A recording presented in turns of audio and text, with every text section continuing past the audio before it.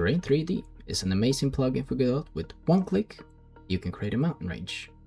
And with different brushes, you can customize the terrain with great detail and create what you need with full control.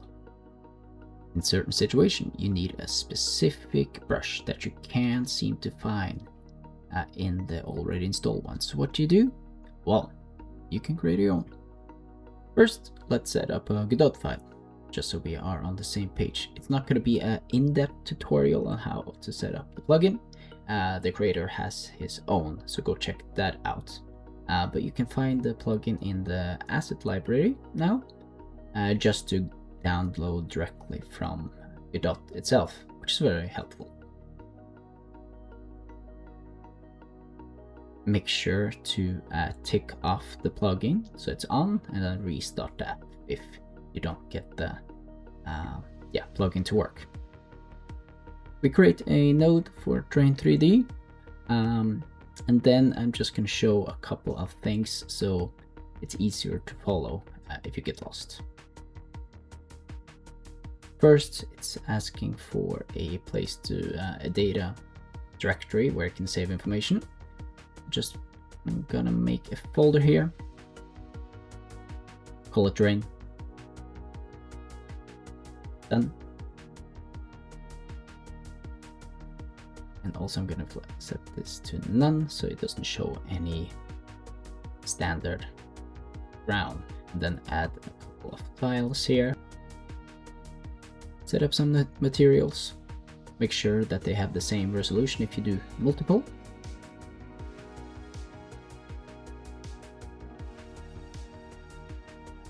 One thing that I do here is to enable the auto shader.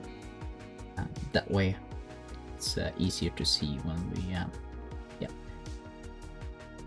make some hills, and you can see the new materials on the side. Now let's create a brush. First we need to locate where the brushes are stored. Right click here and go to management. You can see here all the files and information for Terrain3D. Click on brushes and you see all the EXR files, which is file containing alpha channels, height information. So it's important that we store it in this kind of file. Now open up your program of choice. I'm using Photoshop in this instant. Affinity or other free versions works as well, but this is what I have available at the moment. So what we're gonna do is create a new file. We're gonna do 1024 by 1024. You can do bigger, but it just takes more space. It wasn't necessary in this case. Change to RGB color, that's very important, and also 32-bit, or you want to read the height information, or not the height information, but the difference between black as 0 and white as 100%. Then you can draw or make anything your heart desires. I don't know what this is, maybe some roots, some root system you can do. This is just an example, maybe not a great example, but so I'm just gonna save this into my own brush library. You can also save it directly into Godot or Terrain3Ds. Remember to do an EXR file and save. Yes, this is fine. Just do the standard one. Reload Godot.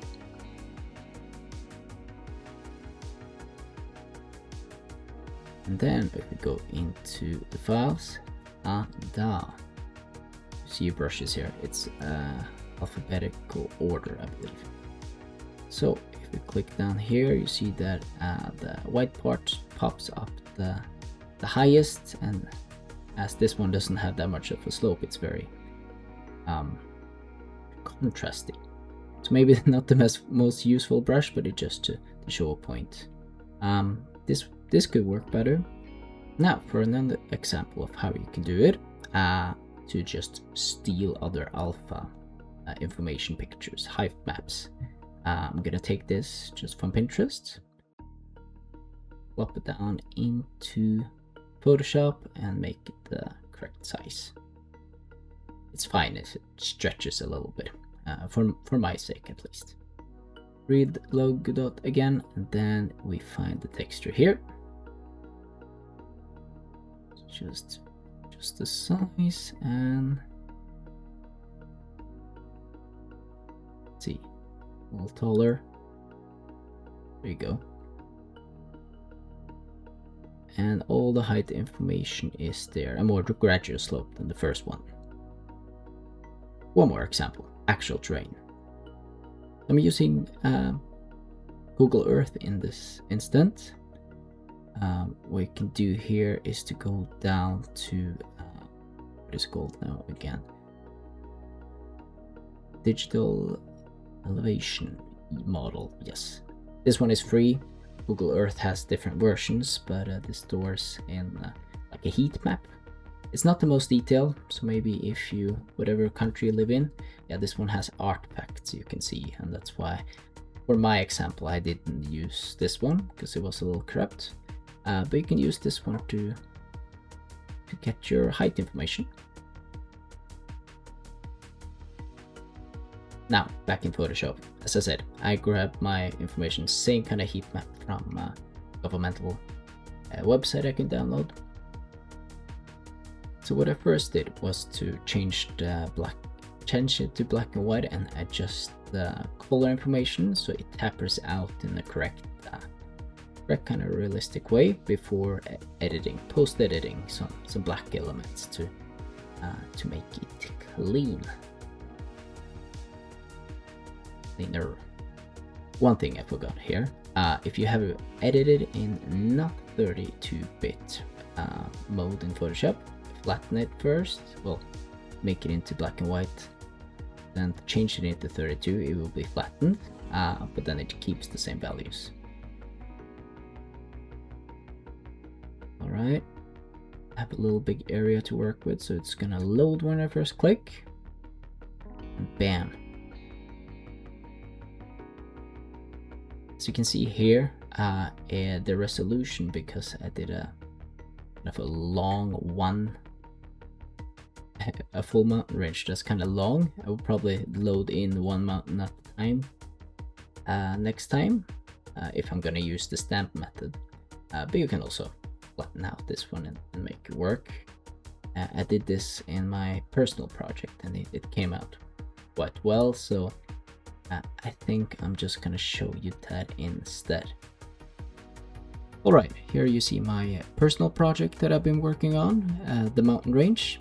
Actually just used one brush for the initial form and then used other ones in combination to rough out and get the shape. I hope this has been useful. Let me know if you have any questions or if anything was unclear, so please leave them below if you're wondering about anything. Thank you for watching.